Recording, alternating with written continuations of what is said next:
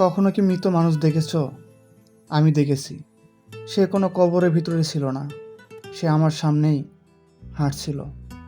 হয়তো এখনো হাঁটছে, হয়তো এই মুহূর্তেই। তুমি আয়নায় তাকালেই দেখতে পাবে সে হাসে, কিন্তু তার হাসির ভিতরে কোনো আনন্দ নেই। সে কথা বলে, কিন্তু কথার ভিতরে কোনো স্বপ্ন নেই। সে বেঁচে আছে শুধু বেঁচে থাকার জন্য। তারও অনেক স্বপ্ন ছিল, অনেক ইচ্ছে ছিল, অনেক পরিকল্পনা ছিল। সে ভেবেছিল সবাইকে একদিন চমকে দেবে, কিন্তু জীবন সবসময় মানুষের পরিকল্পনা মেনে চলে না। কিছু মানুষ ভালোবাসার কাছে হারিয়ে যায়, কিছু মানুষ বিশ্বাসের কাছে হারিয়ে যায়, আর কিছু মানুষ নিজের কাছেই হেরে যায়। সবচেয়ে ভয়ঙ্কর মৃত্যু কি জানো? শরীরের মৃত্যু নয়, স্বপ্নের মৃত্যু, আশার মৃত্যু, বিশ্বাসের মৃত্যু। একদিন মানুষ কাঁদতে কাঁদতে ক্লান্ত হয়ে যায়, তারপর কাঁদাও বন্ধ করে দেয়। সেদিন থেকেই সে বদলে যায়। বাইরে থেকে স্বাভাবিক লাগে, কিন্তু ভিতর থেকে সব কিছুই শেষ হয়ে যায়। রাতের অন্ধকার অনেক কিছুই জানে, যা দিনের আলো জানে না।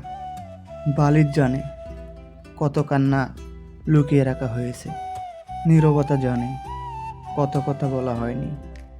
মানুষ ভাবে সে ভালো আছে, কারণ সে হাসতে পারে, কিন্তু মানুষ কি জানে সব হাসির পেছনে সুখ থাকে না। কিছু হাসি শুধু কষ্ট লুকানোর জন্য হয়।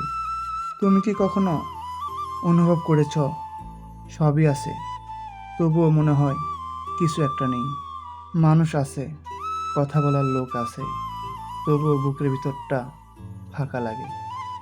এই অনুভূতিটাই মানুষকে ধীরে ধীরে মেরে ফেলে। তবুও একটা কথা বলি, যতক্ষণ তুমি অনুভব করতে পারো ততক্ষণ তুমি শেষ হয়ে যাওনি। যতক্ষণ তোমার কষ্ট হয় ততক্ষণ তোমার হৃদয় বেঁচে আছে। যতক্ষণ তুমি ভালো দিনের অপেক্ষা করো ততক্ষণ তোমার ভিতরে আলো আছে। হয়তো আলোটা ছোট, হয়তো খুব দুর্বল, কিন্তু নিভে যায়নি, তাই হাল ছেড়ো না। তাই অনেক সময় সবচেয়ে অন্ধকার রাতের পরেই সূর্য ওঠে। আর যদি কেউ জিজ্ঞাসা করে কখনো কি মৃত মানুষ দেখেছো, তাহলে উত্তর দিও, হ্যাঁ দেখেছি। সে আজ বাঁচতে শিখছে।